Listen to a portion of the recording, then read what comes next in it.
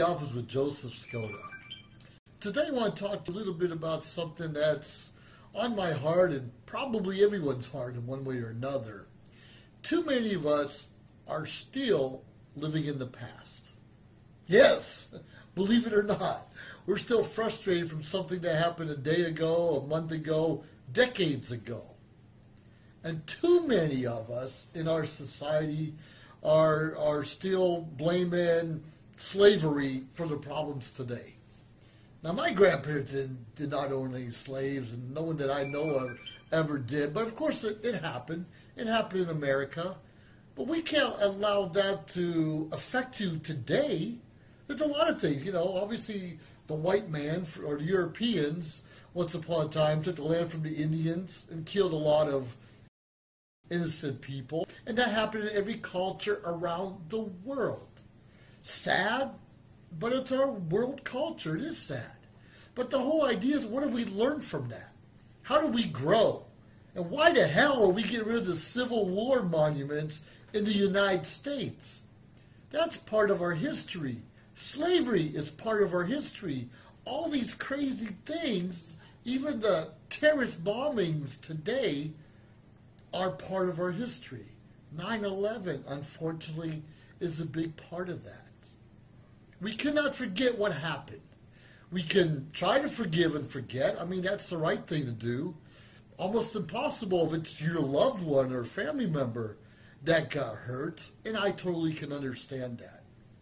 But we need to move forward. If someone gets hurt today or maims themselves, a terrorist attack, or even a racial slur, and yes, it still happens today and it's wrong. It really is wrong. It does not need to be tolerated. But are you going to let that continually affect you in your performance and blame everyone else if things are not going your way? The problem with our government is sometimes we overdo trying to apologize.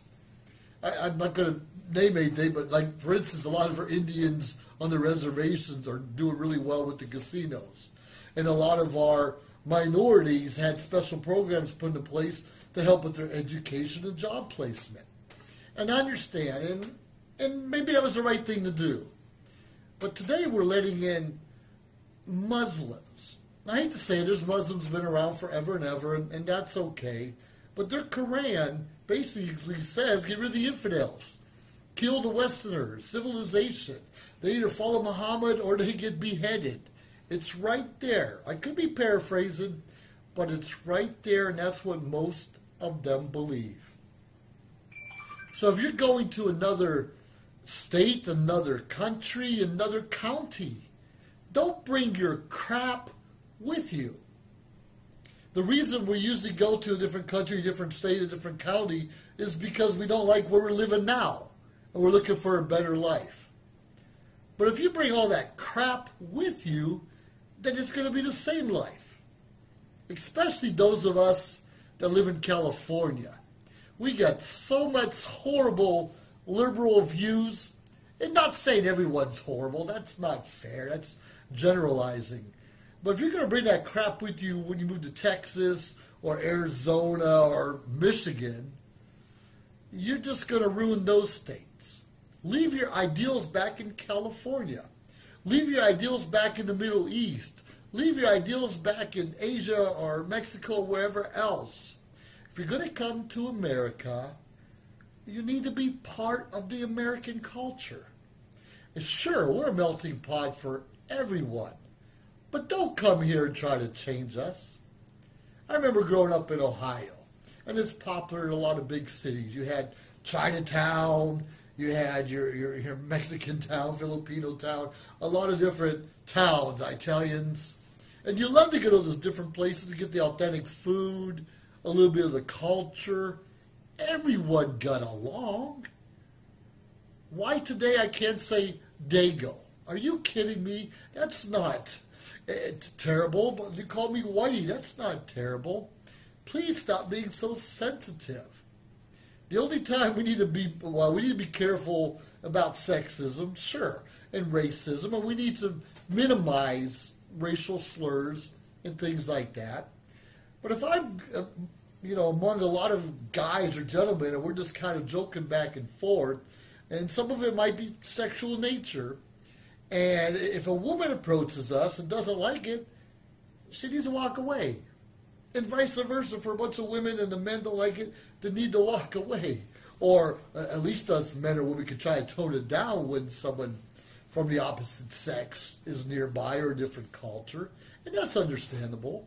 And when someone says, hey, please knock it off, you need to try and knock it off, that's understandable.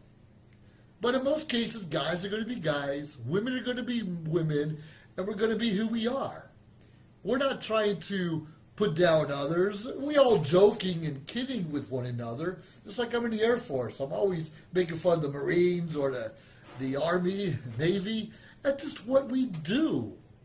We can't take that seriously. It's a way to vent in some cases. It's the way show our frustration with the way the world is. Just like rivalry football teams.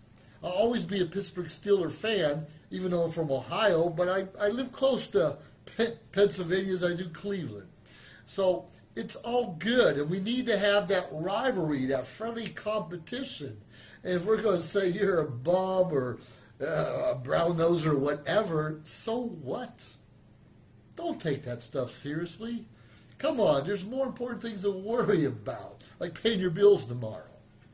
And if you don't like our president or your mayor, your governor, or your school superintendent, okay, that's fair. Pray for them anyways. They are our leaders, at least for 2 years, 3 years, 4 years, whatever it is. We need to pray they make the right decisions and lead us into a better life, a better world. Instead of being part of the problem, be a part of the solution. Prayer's a good start. But offering your help, say, hey, hello, Mr. Mayor or Madam Mayor, is there something I can do to make it better for you in our town? We heard JFK say it back in, many decades ago. Don't ask what your country can do for you, but ask what you can do for your country. Ask what you can do for your country. Don't badmouth our leaders. And even Kim Jong-il, who, him and President Trump, they came up with an agreement to denuclearize the Korean Peninsula. And sure, that's a great thing, especially even looking for the military remains back decades ago. Those are great things. Now, whether they're shaking hands or smiling in the public, both presidents don't trust each other 100%. And that's okay. But you do what you have to do to get the paperwork done and get the job done. We do not need to be bad-mouthing our president or even the North Korean president at this time, because we're trying to collaborate so everyone's happier and more peaceful and, more importantly, safe in the near future. Sure, a lot of us have military or family members that died in the Korean War, the Vietnam War, World War I, World War II, and now the Gulf War and so many other conflicts we had around the world. And sure, we can be bitter. And a lot of us do have a chip on our shoulder and are bitter. And I am too, in some aspects. And I get mad when someone cuts me off on the road, or I get mad if someone got the promotion and I didn't get it. And I get mad about, different things, making money and so forth and so on. Even get mad in Toastmasters, where someone getting their educational levels or reaching higher achievements than I am. But we can't let those things dictate what we're going to do in the future. We cannot let those ideas and those bad things that happen in our culture mess up our future. I mean, come on. Hopefully most of us will have children one day, if we don't already do it, and grandkids. And if we're going to live bitter, sad lives and be depressed and angry all the time because of something that happened a long time ago, what are we showing our children? Our future, as they say. What are we showing them? That they can continuously protest stupidity? That they can walk around, hey, with their pants hanging around their ankles? That pisses me off. Outside your ass? That's horrible. And besides not being sanitary when you walk into a restaurant and you just plain look stupid. Hey, I'm letting it out. That's how I feel. But I'm not going to let that ruin my day. I'm not going to let that ruin my future or any opportunities that come my way. I'm going to go out there and look for ways to make more money, make a better life for myself, and travel and vacation as much as I can. Sure, a lot of us have taken on jobs or went to school or maybe started different businesses that didn't quite work out. Maybe we had a coworker we could not get along with, or we're taking classes and the teacher was hard on us, whatever those reasons are, and we frustrated and get quit. Are we going to keep quitting every time we get mad or frustrated with someone? Or are we going to pivot, make a change, make a difference, and just kind of brush it off your shoulder? Come on, just brush it off. Because you and I are better than that, aren't we? Are we going to continue to let a bad egg, maybe a policeman, or a bad egg, a white, black, Asian, ruin it for everyone else? It's kind of stupid. We have bad cops, sure we do. But the majority of them are good and trying to do the right thing. And yeah, it's scary. If someone comes up to you, someone will spit on you, I'm going to bite you, I have a bomb in my pocket, a grenade, I have a knife, whether it's true or not. If a cop says, put your hands in the air, and you want to argue with them, and the cop's going to do any means he can to take you down. I don't care if you're just drunk and disorderly. Just obey the law, officials. You can fight it off in court later on. But you'll save yourself a lot of agony by just saying, yes, officer, I'll see you in court, but I'm signing here and I'm going to do what you tell me to do. Because if you're moving around, the officer tells you to stop, it also is going to take 2 or 3 or 4 of them to stop you. One can't. For one thing, he needs a witness. Rarely a cop can stop you for anything or arrest you without a witness these days. They cannot effectively do their jobs in most cases. And we're complaining how bad our cops are. And now we see there are bad people. We do have bad politicians, we do have bad cops, we do have bad school teachers. Sure we do. And a lot of our schools right now, especially I'd say in California, are teaching crap. Are teaching bullshit to our students. Teaching, I don't want to go into details right now because I'm going to go off on a tangent. It'd be really crazy. But a marriage is between a man and a wife, and that's how you bring up kids. When you become an adult, and if you live the gay lifestyle, the homosexual lifestyle, that's fine. That's when you're an adult. But don't teach your kids that in school. Let them make their own decisions later on in life. Let them see the good and the bad in everyone. But don't just tell everyone that they can all think and do what they want to do and it's okay. Come on, have some real pride. Want to bring up your little boy to be a man and your little girl to be a woman? Teach them to be a man and a woman. Respectful of the opposite sex. Respectful. And don't entitle your children, they think they deserve everything. That's a bunch of crap. And that also leads into problems that we have today in our society. So anyways, please limit all of that and keep it simple. And whatever you do, don't relive the past. We have too much to live for and a great future ahead of us. Don't be stupid. Do what you need to do right and don't let anything else hold you back, especially people. Well, this has been The Office with Joseph Skoda. You have a great day and brush it off. Just brush it off. Thank you. Is an employee at one of the most famous firms in the city of New York. So his job is very hectic, and he realized that it is necessary for him to go and finally take a vacation. But he went on a vacation without planning out the details, and wasn't able to truly enjoy where he went because he had to think about so many things that he didn't plan for. Instead of enjoying his time away from work, he came back with more stress that he was not able to take full advantage of his vacation. But this year, a coworker suggested him to try World Ventures this time to make his vacationing more enjoyable and less stressful. They do not require you to plan anything outside of your transportation, which is also available at discounted rates. Your stay, your transport, and many meals are planned by the club. John liked the idea very much. He tries World Ventures, and his experience with the club was amazing, as he made many friends there with whom he had a great time. John recommends that everyone should try this club, as they are the best in business. See how the VIP-vacation-club.com can give you the right experience without all the hassle. Enjoy the VIP experience that only World Ventures provides.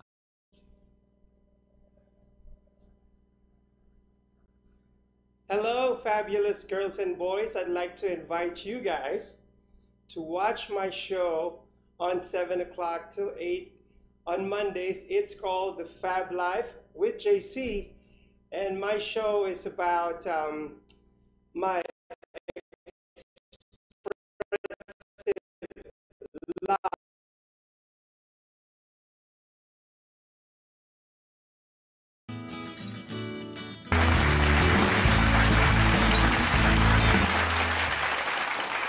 Hello, everyone.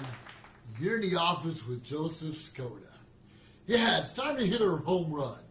You ever figure out what's going on and why can't you hit a home run? Or better yet, how to knock it out of the park when you have to? Well, what I've learned over the years is a lot of us have skills, we have talent, we have a great network, but we often don't have all the tools that we need. Or maybe we have all the tools that we need, but we do not utilize them. We don't actually act upon what we do have.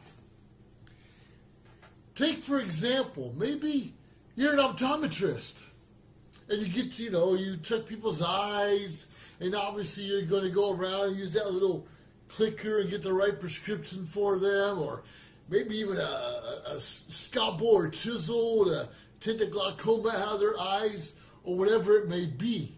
Obviously glasses and stuff. But are you using all the tools and knowledge you have?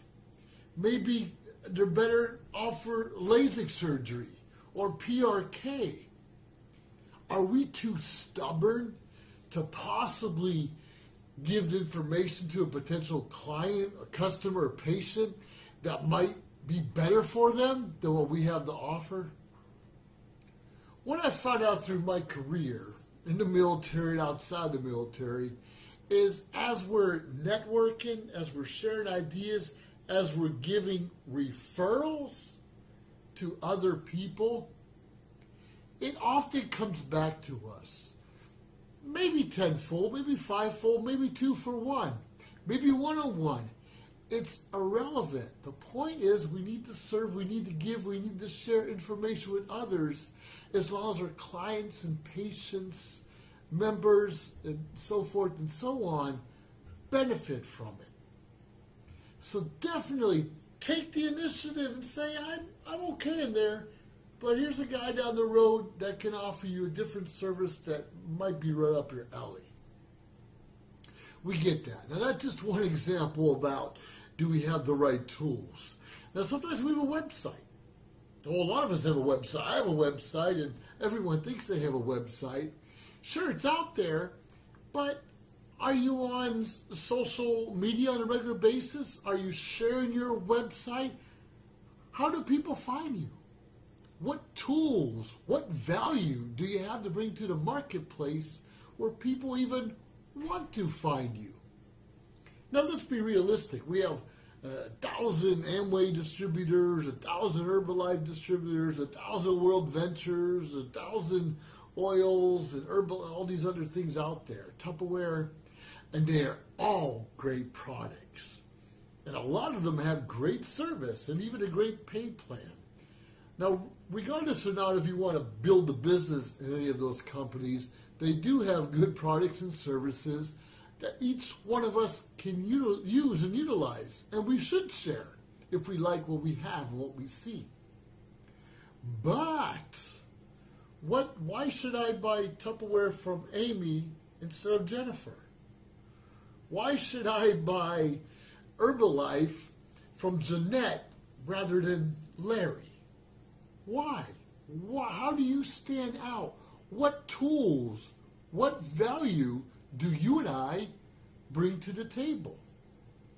Now, a lot of you know I'm involved in a company called World Ventures. And World Ventures is basically a VIP vacation club where you can travel literally around the world, the airfare might not be the cheapest, be the same as anywhere else, but the package, the experience is truly second to none. There's no better company. VIP-vacation-club.com. Why go to my website instead of someone else's? Well, you're going to have to find me, josephskoda.com, and find out the value that I have to bring not just to the marketplace, but how can I help you? Now, a lot of us have degrees. A lot of us know a lot of things. A lot of us have been around the world, have experiences. But we do not always utilize everything that we know. For instance, I'm a Toastmaster, and I've learned self-confidence through the art of public speaking. I learned a little bit of leadership skills, helping with my communication skills, things I did not really have just a couple years ago, or not confident enough that I had it. And today I brand myself, I speak at events on a regular basis. I'm often called upon to share my experience with others. Something, like I said, I did not have a few years ago. So maybe I had the tools, I had the experience, but I didn't know how to use them. Nor did I have the confidence to share what I know with others. Because quite frankly, when you open your mouth, when you share an idea, we kind of open ourselves to criticism, to doubt, to all kind of things in the area, obstacles, diversions, so forth and so on. We need to be confident in what we're saying and what we're doing. You need to have those right tools. Just like a carpenter. A carpenter's going to have a hammer, a saw, a ruler, a pencil, all those kind of things. A writer should have a pen and pad available at all times, as well as their computer. I'm not sure. Maybe some still use typewriters today. I don't know. But we all have tools. We all have knowledge. We all have experience available to us. And if we would just utilize what's out there instead of reinventing the wheel, because more often than not, everything that we need to be a success is already out there for us. Sure, not only we want to be a success in business or even our jobs, but what about our families and our relationships? And a lot of that just has to do with communication and sharing of yourself with the other person or your family. I've seen some successful business owners have a lot of money and still fail when it comes to relating to their own family members. Why do we do that? A lot of times our prioritization is wrong. Where is our priority? Making the big buck and chasing around the world and doing what we have to do to provide for our families?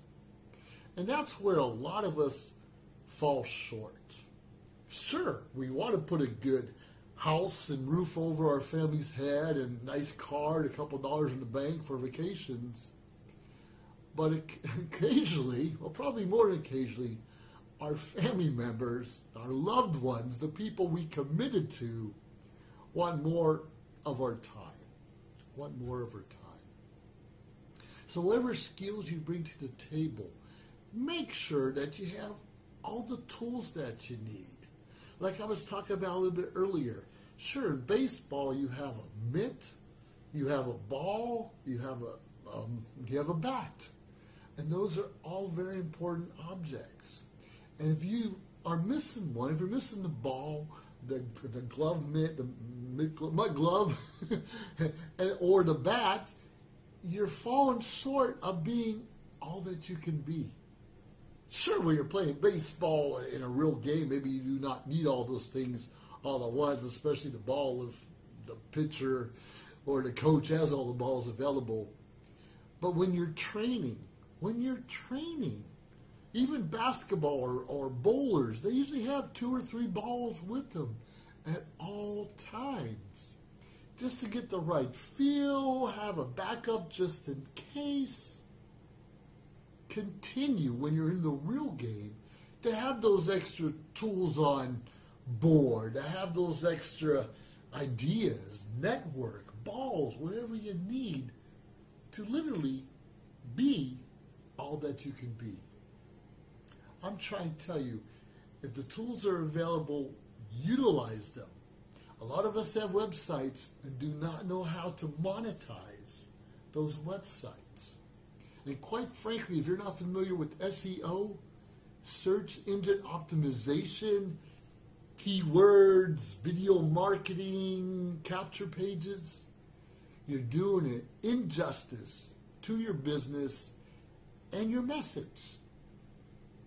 Give your message all you got, or help someone, hire a coach or mentor like me to help you through the next steps, to help you start your own podcast, your own network, just do a video online. All I know for sure is when you're really good, when you're doing your best, they call you Cracker Jack. And nothing's wrong with being Cracker Jack. But let me tell you, quite frankly, if you have the tools, step up to bat, and knock it out of the park. Have a great day. This is Joseph Skoda. I look forward to seeing you out on the field.